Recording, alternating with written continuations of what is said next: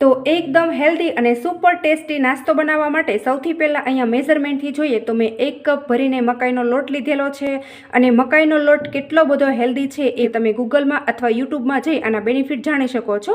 તો લોટને આપણે મિક્સિંગ બાઉલની અંદર ટ્રાન્સફર કરી દઈશું. અને હવે ત્યાર પછી અહીંયા મેં બાઇન્ડિંગ માટે બેસન લીધેલો છે. તો આપણે એની અંદર માત્ર 2 ચમચી જેટલો બેસન એડ કરવાનો છે. વધારે આપણે બેસન બિલકુલ ઉમેરવાનો નથી. તો અહીંયા આપણો નાસ્તો એકદમ ખસ્તા અને ક્રિસ્પી બને ને એના માટે અડધો કપ જેટલો અત્યારે મેં રવો લીધેલો છે. તો એ પણ આપણે ઉમેરી દઈશું. અને ત્યાર પછી અહીંયા મેં 2 ટીસ્પૂન જેટલા તલ લીધેલા છે. તો તમને બધાને ખબર છે કે તલ પણ આપણી હેલ્થ માટે ખૂબ જ ફાયદાકારક છે અને ઘરમાં એમનામ કોઈ તલ ખાવાનું પસંદ નથી કરતું, પણ આપણે આવી રીતે રેસિપીની અંદર એડ કરી દઈશું તો કોઈને ખબર નહીં પડે. તો તલ આપણે એડ કરી દઈશું. અને ત્યાર પછી અહીંયા આપણે ટેસ્ટ અકોર્ડિંગ મીઠું ઉમેરી દઈશું. અને 1 ટીસ્પૂન જેટલો અત્યારે મેં ધાણા જીરું પાવડર લીધો છે. અને ત્યાર પછી અહીંયા મેં હળદર પાવડર લીધો છે. તો એ પણ આપણે એડ કરી દઈશું. 1/2 ટીસ્પૂન જેટલી અત્યારે મેં હિંગ લીધેલી છે. અને તીખાશ માટે અહીંયા આપણે 1 ટીસ્પૂન જેટલું મરચું પણ સાથે જ એડ કરી દઈશું.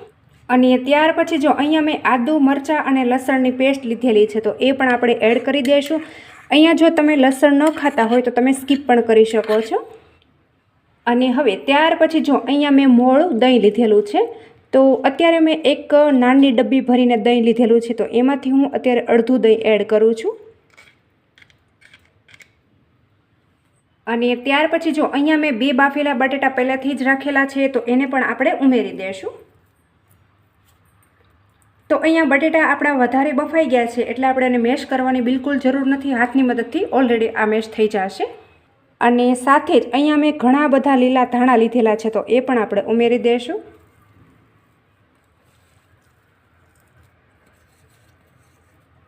અને હવે ત્યાર પછી અહીંયા આપણે આ બધી વસ્તુને એકદમ સરસ રીતે મિક્સ કરી લેવાનું છે.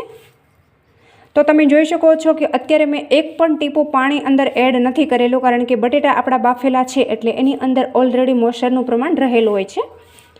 તો તમે આ રીતે બટેટા બાફેલા નાખશો એટલે જરા પણ પાણીની જરૂર નહીં પડે અને આપણો જે નાસ્તો છે એ સુપર હેલ્ધી સુપર ટેસ્ટ એવો બનીને રેડી થશે મિત્રો. અને બધી વસ્તુનું એકદમ પરફેક્ટ મેઝરમેન્ટ કરેલું હશે ને એટલે ના તો તમારું મિશ્રણ કડક થશે કે ના તો વધારે ઢીલું થશે. એકદમ મસ્ત મજાનું જેવો આપણે રોટલીનો લોટ બાંધીએ ને બસ બિલકુલ એ રીતનું તમારો લોટ બંધાઈને રેડી થશે મિત્રો. તો જુઓ મિત્રો, આ રીતનો નાસ્તો તમે એક વખત ઘરમાં બનાવશો એટલે બધાનો ફેવરેટ બની જશે અને ખૂબ જ હેલ્ધી અને એકદમ ઓછા તેલમાં આ નાસ્તો બનીને તૈયાર થાય છે મિત્રો. જો તમે જોઈ શકો છો કે કેટલો મસ્ત મજાનો લોટ બંધાઈ અને રેડી થઈ ગયો છે. અને હવે જો આ રીતે લોટ સેટ કરી દીધા પછી ઉપરથી આપણે તેલ નાખી દઈશું અને લોટને આપણે એકદમ સરસ એવો સ્મૂથ કરી લેશું. તો જો અહીંયા તમારે લોટ બાંધતી વખતે જો તેલ અથવા ઘીનું મોણ નાખવું હોય ને તો તમે એ રીતે પણ કરી શકો છો. અને આ રીતે લોટને સ્મૂથ કરતી વખતે થોડું વધારે તેલ નાખી દેશો ને તો પણ આપણો નાસ્તો છે એકદમ ખસ્તા અને ક્રિસ્પી જ બનશે મિત્રો. તો જુઓ આ રીતે આપણે એકદમ સરસ એવો સેટ કરી દઈશું. તો તમે જોઈ શકો છો કે એકદમ પરફેક્ટ આપણો લોટ બંધાય અને રેડી થઈ ગયો છે. અને હવે આને આપણે ઢાંકણ ઢાંકી અને 10 મિનિટનો રેસ્ટ આપી દઈશું, જેથી કરીને આપણો લોટ એકદમ સરસ એવો સેટ થઈ જાય. અને ત્યાં સુધી આપણે આની સાથે ખાવા માટે એક સ્પેશિયલ ચટણી બનાવી લઈશું. ઢાંકણ ઢાંકી અને રેસ્ટ આપી દઈશું. અને આ નાસ્તા સાથે ખાવા માટે અહીંયા આપણે એક ચટણી બનાવવાની છે. તો એના માટે અહીંયા મેં મિક્સરનું જાર લીધું છે અને એની અંદર અહીંયા આપણે થોડા લીલા ધાણા અને થોડા ફુદીનાના પત્તા ઉમેરી દઈશું. અને 2 થી 3 મરચાં લીધેલા છે અને 3 થી 4 લસણની કળી લીધેલી છે. તો એ પણ આપણે ઉમેરી દઈશું. અને 8 થી 10 અત્યારે મેં શીંગના દાણા લીધેલા છે. તો એ પણ આપણે એડ કરી દઈશું. અને ત્યાર પછી જો આ ચટણીને આપણે એકદમ ટેસ્ટ એવી બનાવવા માટે ક્રીમીવાળું મેં દહીં લીધેલું છે. તો એ પણ આપણે ઉમેરી દઈશું. અને સાથે જ અહીંયા આપણે ચપટી મીઠું એડ કરી દેવાનું છે. તો અહીંયા તમારે વધારાની કોઈ પણ સામગ્રી ઉમેરવી હોય તો તમે ઉમેરી શકો છો, જેમ કે દાળિયા છે, ટોપરું છે, કંઈ પણ તમે એડ કરી શકો છો. પણ અત્યારે હું આ ચટણી આમનામ જ બનાવું છું તો પણ એકદમ ટેસ્ટી એવી બનીને તૈયાર થશે મિત્રો. તો બસ આને આપણે પીસી લઈશું. તો હવે અહીંયા જુઓ એકદમ મસ્ત મજાની સુપર ટેસ્ટી સુપર ક્રીમી એવી ચટણી બનીને તૈયાર થઈ ગઈ છે.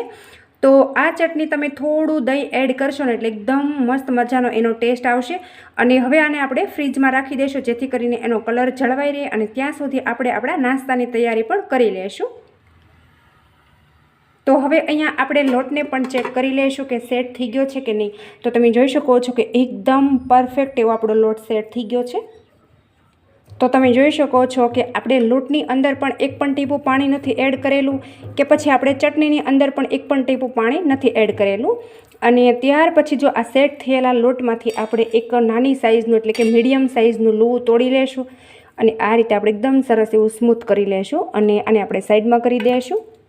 જો આ રીતે આપણે એકદમ મસ્ત મજાનું લૂવું રેડી કરી લેવાનું છે. અને ત્યાર પછી અહીંયા આપણે કોરો લોટ લઈશું અને કોરા લોટની અંદર આ લૂવાને આપણે કોટ કરી લઈશું. તો થોડો વધારે જ આપણે લોટ કોટ કરવાનો છે અને ત્યાર પછી આપણે એકદમ સરસ રીતે આને વણી લેશું.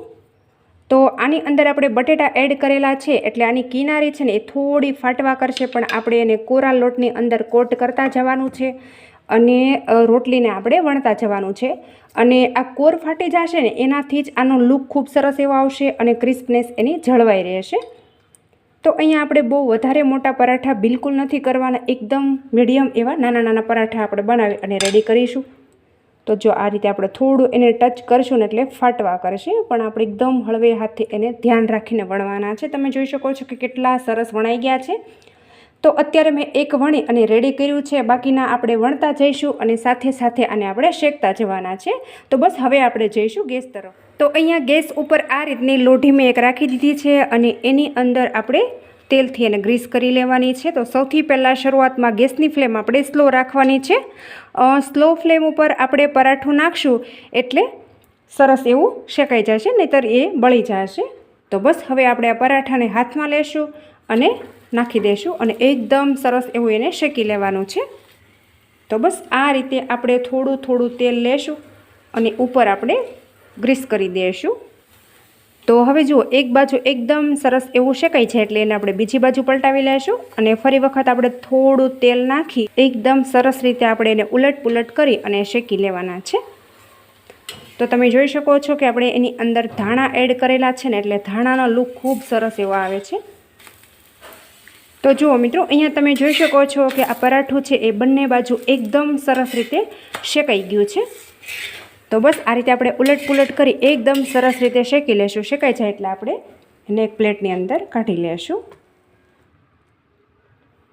તો જોઈ શકો છો તમે કે કેટલા મસ્ત એકદમ ખસ્તા એવા આપણા પરાઠા બનીને રેડી થયા છે.